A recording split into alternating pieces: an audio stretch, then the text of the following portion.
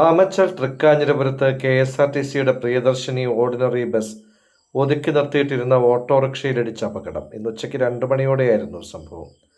കുരുതങ്കോട് ഭാഗത്തു നിന്ന് വന്ന കെ.എസ്.ആർ.ടി.സി ബസ്സാണ് റോഡരികിൽ പാർക്ക് ചെയ്തിരുന്ന ഓട്ടോറിക്ഷയിലിടിച്ചത്. അപകട സമയത്ത് ഓട്ടോറിക്ഷയിൽ ഡ്രൈവർ മാത്രമാണ് ഉണ്ടായിരുന്നത്. യാത്രക്കാർ സമീപത്തെ ബന്ധുവീട്ടിലേക്ക് പോയിരുന്നതിനാൽ വലിയ ദുരന്തം ഒഴിവായി.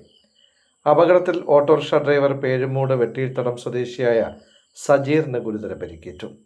നാട്ടുകാരും രക്ഷാപ്രവർത്തകരും ചേർന്ന് പരിക്കേറ്റയാളെ 108 ആംബുലൻസിൽ സമീപത്തെ സ്വകാര്യ ആശുപത്രിയിൽ പ്രവേശിപ്പിച്ചു. അപകടത്തിന്റെ കാരണം സംബന്ധിച്ച് അന്വേഷണം പുരോഗമിക്കുകയാണ്.